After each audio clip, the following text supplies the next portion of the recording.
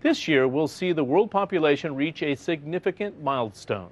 According to United Nations forecasts, for the first time in history, more people will live in urban rather than rural areas. Cities have become the keystones to our globalized economy. They are the centers of innovation and the drivers of economic growth. For well-established older cities, the challenge is how to retain a competitive edge.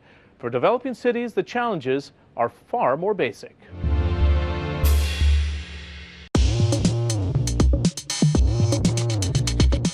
Throughout history, cities have been magnets for trade, culture, knowledge and industry.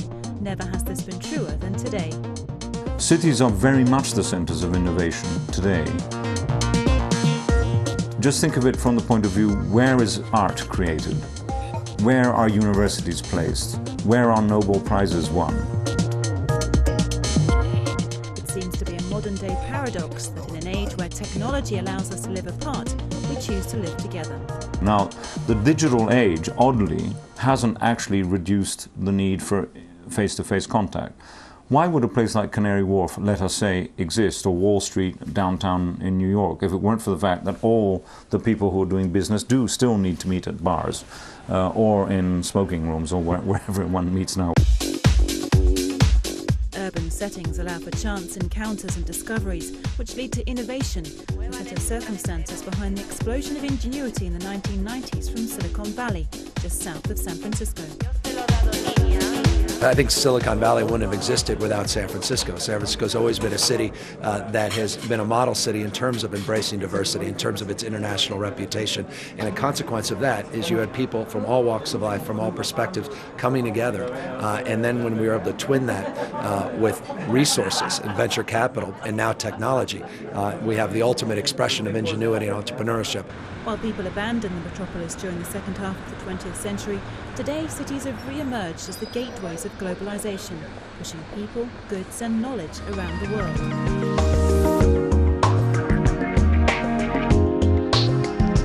Cities like London, after decades of neglect, now find themselves at the center of economic growth and innovation, while cities in developing countries are leading their nations towards global integration and modern lifestyles. From Shanghai to New York, cities are the growth engines for national economies, producing more than their fair share of wealth. Tokyo, for example, is home to 28% of the Japanese population, but creates 40% of the country's GDP. Parisians make up 16% of all French, but create 30% of the GDP. The city's ability to generate wealth is something urban policymakers seek to promote, but can't easily control. But one thing municipal governments can do is provide the right urban structure. On the one hand, the process is market-led. The development of London's financial centre is not planned. It's something which has developed over several centuries. It took 300 years to create the City of London. On the other hand, the market does not spontaneously supply the infrastructure. For example, we're building an underground railway from Heathrow Airport to East London. This will cost £15 billion. There is no private company in the world that is prepared to take that type of risk. And if cities are the engines of economic growth, it's infrastructure that keeps those cities working efficiently. While older cities like London face the problem of how to update their ageing systems, developing cities have to build them in the first place. Over 1 million people a week are added to burgeoning cities and suburbs, mostly arriving in low-income areas where they live in poverty. Mumbai has massive problems of what? Lack of water, lack of sanitation, and it's not a question of being sophisticated about what you need. Shanghai has to deal with its traffic problems and housing problems before it can do other things. So those are the issues facing all these cities today.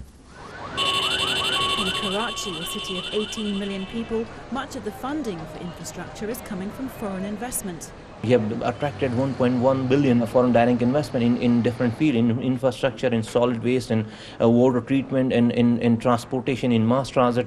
So there's an opportunity in my city actually for the people who have already developed, for the people who have the opportunity, who have the money and the technology to come in and invest. But the challenge for developing cities goes further than buildings and roads and even a skilled workforce. Because, as successful global cities have proved in the past, there's more to city life than just generating wealth. How do you provide that, what I would call the DNA of urban living, which makes them live for thousands of years? They have to be at the same time as a machine of making money, a place where you have fun, and a place where you enjoy the culture of meeting people who are different. I mean, without that, there's no point in having a city.